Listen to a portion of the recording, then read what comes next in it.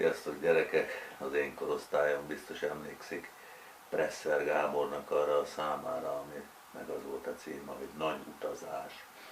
És nem csak a nagy utazásra, hanem még egy kis utazásra is fölkészül az ember, hiszen ha vonatra megy, vonatjegyet vált, vagy kimegy a vonat indulása előtt, vagy mit tudom én, ha villamosra ül, akkor megnézi azért előtte, mikor otthonra elindul, hogy van-e bérlete, vagy jegye, vagy hogy legyen készenlétben buszjegy, villamosjegy.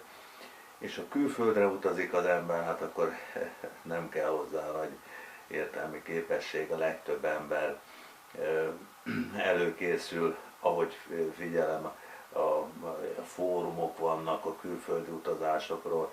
Ugye nyáron mi is voltunk 2013-ban, vagy 2014-ben, már nem emlékszem, Tunéziában repülővel, mi is már még a hó volt kint az udvaron, de már néztük a fórumokat, hogy melyik a legolcsóbb, hol vannak jó tapasztalatok, melyik utazási iroda nem fog csődbe menni. Néztük, hogy milyen pénz nem van Tunéziában, fölelevenítettem az arab nyelvtudásomat, amit még fiatalon tengerészként szereztem, kézzel írott kis szótárt csináltam magamnak, és hogy mik azok a gyakoribb szavak, amiket majd szó fog kerülni, vagy mondatok, szófordulatok, mit, hogyan fogok, milyen szituációban. Tehát az ember alaposan felkészül, a lehető legjobbat hozza ki magából, és természetesen nem észak-koreai vont gyűjtöget, hanem hogy abban az országban használatos valutát, ahová az ember utazik. És azon gondolkoztam el, hogy azért többé-kevésbé mi magyarok fölkészülünk az utazásra, és beleolvasunk, rákészülünk, tanulmányozzuk, tehát már előre foglalkozunk az utazással, pedig ugye nagyon sokszor meg is hiúsulnak az utazások, vagy közben jön valami betegség, ez az amaz, és van egy utazás, ami ugye elkerülhetetlen.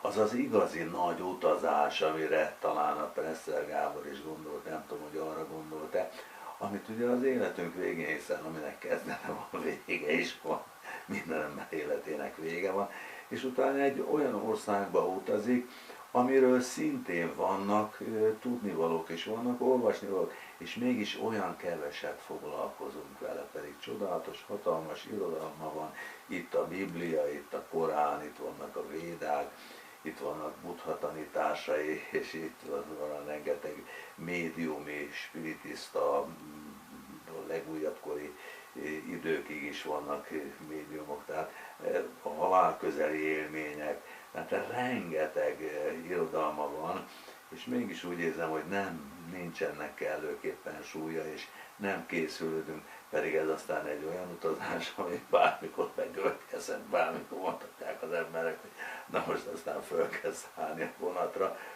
És én meg is álmodtam egyszer ezt az utazást, hogy egy vonatra mentem, ahol jöttek a vámosok, és mindent átkutattak, és semmit nem lehetett átvinni.